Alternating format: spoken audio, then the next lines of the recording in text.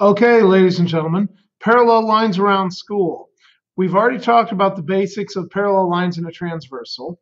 So let's find all the parallel lines and transversals here. Now, obviously, if you can't see the parallel lines, you're not looking very hard because we have all sorts of parallel lines here, whether they're supports running down the back of the bleachers crossed by a vertical transversal, whether it's the top of the fence where you have two bars that are parallel crossed by the post, or down the side by the stairway.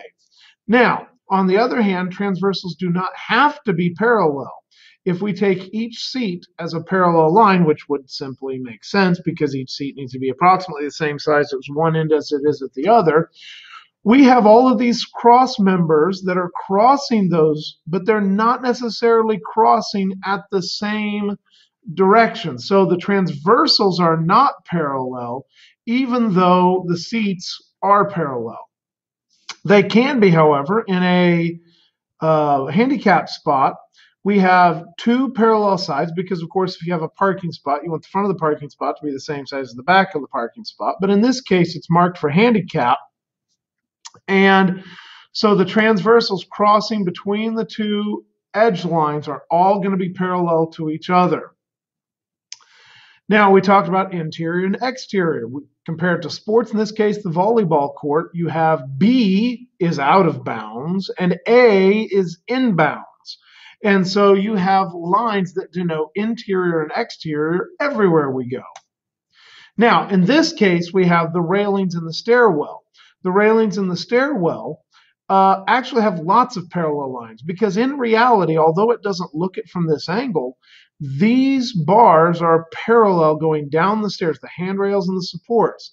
But then you also have the vertical supports, and those vertical supports are also perpendicular. So in this case, what you have is parallel lines crossing other parallel lines.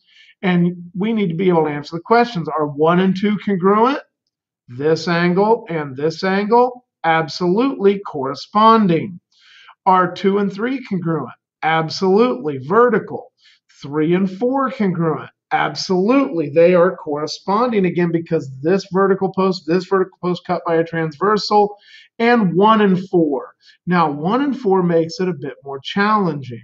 I can say 1 is to 2, that is true, by corresponding. I can say 2 is to 3 by vertical, and 3 is to 4 by corresponding. So if I can go from 1 to 2 and 2 to 3 and 3 to 4, the answer is indeed that they are congruent, and it would be by the transitive property or law of syllogism.